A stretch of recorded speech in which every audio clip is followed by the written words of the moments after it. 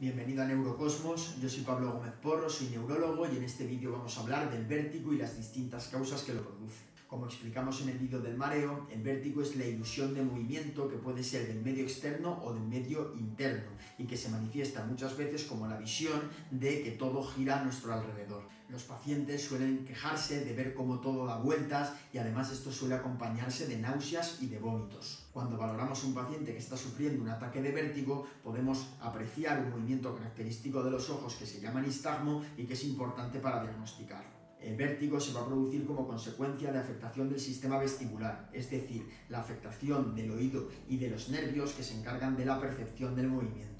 En el oído tenemos distintas estructuras gracias a las cuales podemos percibir los movimientos de nuestra cabeza y los movimientos de nuestro cuerpo respecto a la gravedad.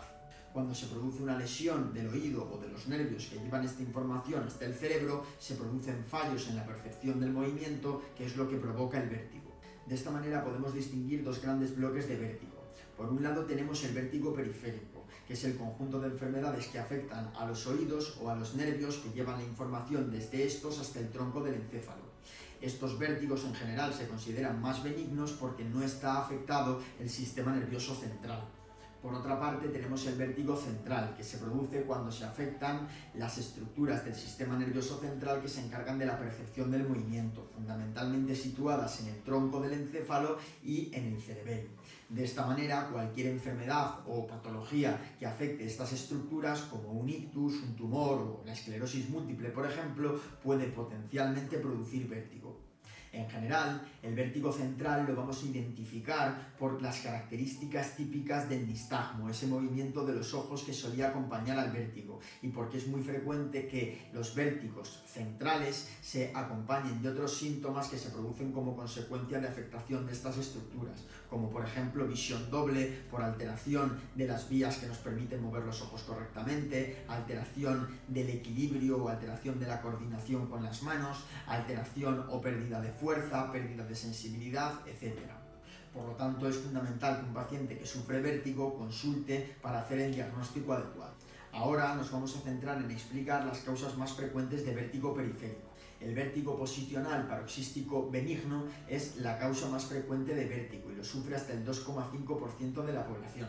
Es más frecuente en mujeres y la probabilidad de sufrirlo aumenta con la edad. Este vértigo se produce cuando se desprenden los sotolitos. Los sotolitos son unas piedrecitas que tenemos en el oído y que cuando movemos la cabeza estimulan las células que se encargan de percibir el movimiento y de esa manera se envían señales a través de los nervios a nuestro cerebro. Pues bien, cuando los sotolitos se desprenden y llegan a lugares del oído donde no deberían estar, van a producir vértigo típicamente relacionado con movimientos de la cabeza. La manera de identificar el vértigo posicional paroxístico benigno es porque los pacientes van a sufrir ataques muy breves de vértigo, normalmente relacionados cuando hagan movimientos cefálicos, es decir, movimientos del cuello o de la cabeza. Estos episodios normalmente duran menos de un minuto y se acompañan de náuseas o vómitos y el paciente típicamente se queda pálido y sudoroso y con un intenso malestar. Después la sensación de movimiento termina, pero el paciente siente una sensación molesta.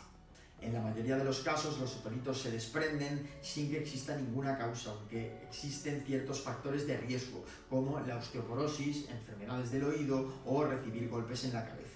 El diagnóstico se hace con la historia clínica típica y gracias a que podemos desencadenar los ataques de vértigo realizando distintos movimientos de la cabeza, distintas maniobras diagnósticas. El tratamiento es muy parecido, se basa también en utilizar unas maniobras de recolocación de los sotolitos que permiten que se coloquen de nuevo en la situación donde tienen que estar y terminen los síntomas. La segunda causa más frecuente de vértigo periférico es la neuritis vestibular. Afecta por igual a hombres y mujeres, con un pico entre los 40 y los 50 años. Lo que ocurre en esta enfermedad es una inflamación del nervio vestibular, que se piensa que puede ocurrir en relación con la reactivación de virus del tipo de los herpes. En este caso se va a producir un vértigo que aparece de repente y va empeorando en el transcurso de horas o días. Es tremendamente molesto porque es continuo y asocia náuseas, vómitos y un intenso malestar. Suele durar días y la recuperación es lenta durante semanas. Existen algunos tratamientos que pueden mejorar a través de pastillas esta sensación y también suelen utilizarse los corticoides, que son fármacos que tienen un potente efecto antiinflamatorio. Otra causa frecuente de vértigo es la enfermedad de Meniere. Esta se produce como consecuencia del acúmulo excesivo de uno de los líquidos presentes en el oído interno, que llamamos endolinfa. Este acúmulo anormal de endolinfa recibe el nombre de hidrops endolinfático. La mayoría de las veces ocurre de forma espontánea, aunque en relación con tumores, infecciones o golpes se puede provocar también este acúmulo de endolinfa. La enfermedad de Meniere es más frecuente en mujeres y suele comenzar entre los 30 y los 50 años. Va a cursar con ataques de vértigo que pueden durar de minutos a horas y que muchas veces se acompañan de pérdida de audición o la percepción de acúfenos, que son sonidos percibidos por el paciente y que no están, y que pueden ser percibidos del tipo de los zumbidos o del tipo de los pitidos, por ejemplo. La frecuencia de los ataques varía mucho. Algunas personas pueden tener varios ataques a la semana y otras personas pueden tener algunos ataques al año. Sin embargo, a medida que la enfermedad avanza, las personas van perdiendo audición de forma cada vez más acusada y van sintiendo los acúfenos de una manera cada vez más persistente. En cuanto al tratamiento, por un lado se utilizan fármacos antivertiginosos, indicados para aliviar este malestar y esta sensación de vértigo que sufren los pacientes. Por otro lado, se recomienda realizar cambios en el estilo de vida, empezando una dieta pobre en sal y evitando posibles desencadenantes como la cafeína, la nicotina o el alcohol. Además, existen algunos fármacos específicos o cirugías que también pueden aliviar en cierta medida los síntomas de la enfermedad. La migraña vestibular es otra causa frecuente de vértigo. Las personas con migraña tienen mucha más probabilidad de sufrir vértigo. El vértigo de los pacientes con migraña puede ocurrir asociado a un ataque de migraña, es decir, junto al dolor de cabeza, la molestia de luz y de los sonidos o el aura visual.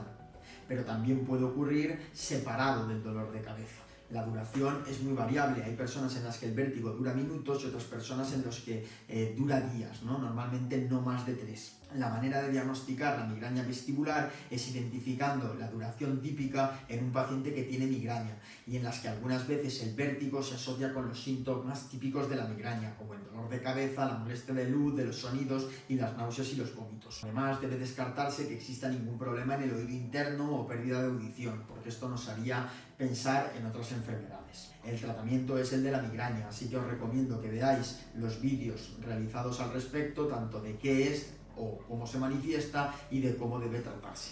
Otra causa menos frecuente es la paroxismia vestibular. Lo que ocurre aquí es que una pequeña arteria de dentro del cráneo roza el nervio vestibular y a fuerza de esa pulsatilidad, ese roce continuo mantenido a lo largo del tiempo, los pacientes empiezan a desarrollar ataques muy breves de vértigo que se repiten muchas veces a lo largo del día. La paroxismia vestibular mejora típicamente con un tratamiento que conocemos como carbamazepina.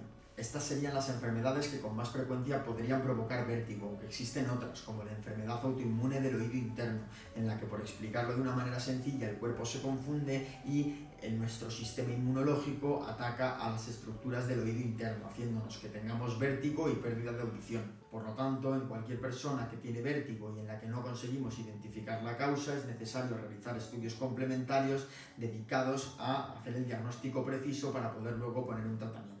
Espero que hayáis aprendido las causas más frecuentes de vértigo. Si tenéis preguntas al respecto, las podéis dejar en la caja de comentarios e intentaremos responderlas en vídeos sucesivos. Un saludo a todos.